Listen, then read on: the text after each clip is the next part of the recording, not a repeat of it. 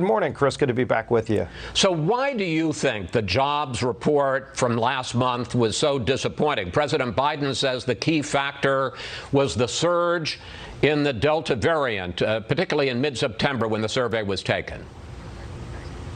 Well, really, if you look at all of the policies under President Biden, I mean, the inflation that we're seeing, but paying people not to work is still a major drag on the economy. Some of the other welfare programs that they set up earlier this year, making it easier for people to stay at home rather than go get a job when every employer you talk to is looking for workers. And then you top on top of that, the regulations that they keep adding, agency after agency, going after small businesses, making it harder to keep the supply chain moving. All of those things are adding up, and they're all self-imposed by President Biden, who walked in with 3 vaccines and an economy primed to take off, and yet it's been disappointment after disappointment every month because of this failed Biden agenda. But you say paying people not to work. The fact is that the boost in unemployment benefits from the federal government, they ended on Labor Day, and yet you saw a disappointing jobs report. That was one argument Republicans were making, but it didn't seem to make a difference when it ended. But that's not the only thing that they added. They added a number of other welfare programs, and they got rid of the welfare to work requirements. You go back to Bill Clinton, it was a very successful tool to get people back into the workforce. Joe Biden helped undermine a lot of those successful efforts, too. So it wasn't just one thing, it was many things, and they're all adding up and catching up with this economy. And it's, again, he could reverse it right now, but he doesn't want to. They keep doubling down on this far-left socialist agenda. Well, let's talk about another part of the president's policy. He says that a big difference, and he's doubling down on it, is vaccine mandates, because he says that COVID continues to have a hold on the economy. Take a look at the president this week. I know the vaccination requirements are tough medicine.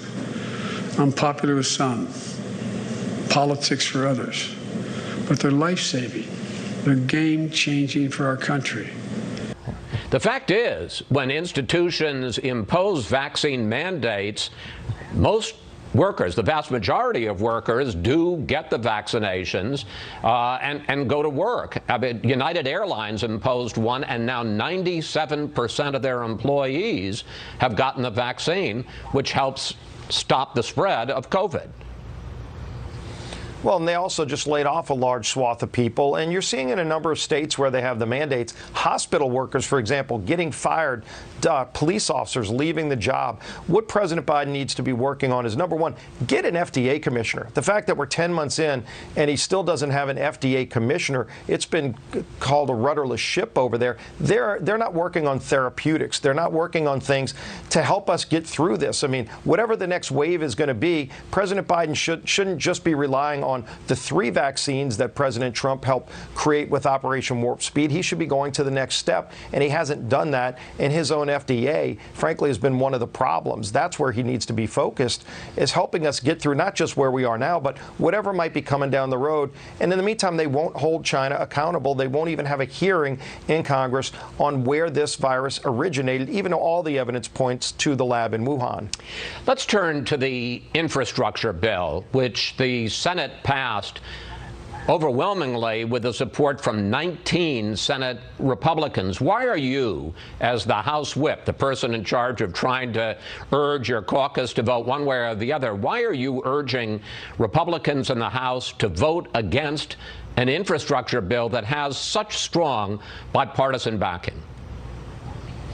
Well, we've wanted a bipartisan infrastructure bill for a long time, but on day one, when that agreement was reached with senators, President Biden went behind their back with Nancy Pelosi and Chuck Schumer and tied the whole package to the multi-trillion-dollar tax and spend bill. And so now you've got this package, and you saw the president just last week go to the Capitol again. He was supposed to close the deal, and instead he made it very clear that the tax and spend multi-trillion-dollar bill is tied directly to the infrastructure bill, and it undermines the the whole process. They really should be working with us on an infrastructure package that would pass overwhelmingly, but instead they just have an insatiable appetite to raise taxes and spend more money. It would kill jobs. It would hit middle-class families. You're talking about a package of bills that would raise natural gas taxes, that would put more of these Green New Deal mandates, that would raise energy prices even higher. We've got 40% increase in gas at the pump. They're begging OPEC to produce more oil while they shut down the spigots in the United States. It makes absolutely no sense. It's one of the reasons why families across America are revolting against the president's radical agenda. But let's talk specifically about the infrastructure bill, which again passed with 19 Senate Republicans supporting it. And let's talk about what that bill would do for your state. The infrastructure in Louisiana gets a grade of D+, and the bipartisan bill would mean almost $6 billion more to repair bridges and roads. Congressman, is blocking the president's agenda more important than helping the people of your state? Look, we put together over a $450 billion infrastructure bill with roads, bridges, ports, waterways, all the things you're talking about. That's not where they want to go. And oh, by the way, in this package, they have language that tells the Corps of Engineers they can't do projects if it benefits the oil and gas industry. Look, in my state in South Louisiana, there are a lot of oil and gas jobs. We produce a lot of energy for the country, but that kind of language would actually make it unlikely that we would even get projects in our state and other states, too, because a lot of states are in the energy industry. They just seem to hate American energy, fossil fuel-based especially, while they're begging countries like OPEC to produce more oil, and they're letting Russia build pipelines. They're shutting off pipelines and energy production here. That language is in this package of bills. I wish it was out. I wish they'd negotiate with Republicans in the House. Sam Graves, the lead Republican on the Transportation Committee, has been wanting to negotiate a really good bipartisan package for a long time. They won't even talk to him. So they want to go it alone and just count on a couple of Republicans, or do they want to get something that would actually be really good for the country without all this far-left stuff that's raising costs, jacking up inflation? Inflation's one of the biggest drivers hurting our economy and hurting middle-class families. Frankly, it's a big tax on lower-income families. They should abandon that far-left socialist agenda and work with Republicans. Congressman, I want to talk about one other subject with you. The committee investigating the January 6th insurrection has subpoenaed some documents and also some witnesses, key Trump advisors around that time. Now, President Biden announced this week that he is going to deny former President Trump's claim of executive privilege. He wants to release some of the records. President Trump is likely to take the issue to court. If it comes to a vote in the House for resisting these subpoenas and holding the people who resist the subpoenas in criminal contempt of Congress, how will you vote? Well, first of all, these are legal issues, and you've got a number of people that have been subpoenaed that are complying. They're trying to comply, but it's a legal process, and they've got attorneys. By the way, the House of Representatives, Speaker Pelosi, spent millions of taxpayer dollars hiring attorneys too, and there's Justice Department cases moving forward. They've arrested hundreds of people. No, but sir, they want to. Yeah. I don't mean to interrupt, but we're running out of time. Specifically, the way it would come to the court is they would resist the subpoena, and then the House would vote to hold them in criminal contempt, and then it would go to the court. And my question is, if it comes to a vote on the House floor to hold these people who are ignoring House committee subpoenas to produce documents or testify, how would you vote? Well, I don't speculate on a bill that's not before me. It's not before me right now. I voted against this commission because it was heavily stacked to be a partisan commission. Look, they don't want to spend any time investigating the origin of COVID. That, by the way, matters to the families of over 600,000 Americans. They don't want to hold an investigation into what happened in Afghanistan, the complete botched withdrawal that led to 13 American soldiers dying.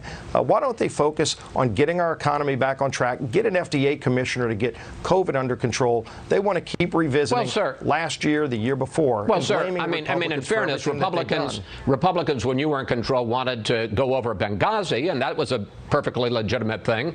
4 Americans died. This was the worst attack in at least a century or more on the U.S. Capitol. Let me ask you one last question in this regard.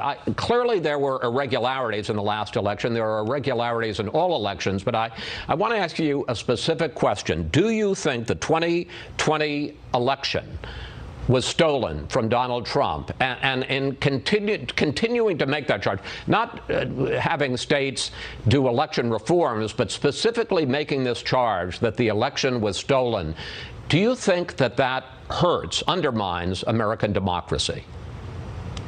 Well, Chris, I've been very clear from the beginning. If you look at a number of states, they didn't follow their state-passed laws that govern the election for president. That is what the United States Constitution says. They don't say that the states determine what the rules are. They say the state legislatures determine the rules. But the states all certified. In a number of states, they didn't follow those state legislative. The states all certified. They didn't follow those legislative rules. Right, but at the end of the day, are we going to follow what the Constitution says or not? I hope we get back to what the Constitution says, but clearly in a number of states, they didn't follow those legislatively set rules. So you think the election was stolen? What I said is there are states that didn't follow their legislatively set rules. That's what the United States Constitution says. And I think there are a lot of people that want us to get back to what the Constitution says we should be doing, not just with elections, with a lot of other things too. And then there are some people that want to just ignore what the Constitution says and do their own thing. You know, that's been a debate that's been going on in this country for a long time. But why don't we just get back to the Constitution? We wouldn't have that problem. And there certainly can happen, but there are people out there. There was a rally for President Trump yesterday, and a number of people said, Joe Biden's not my president, Donald Trump is my president.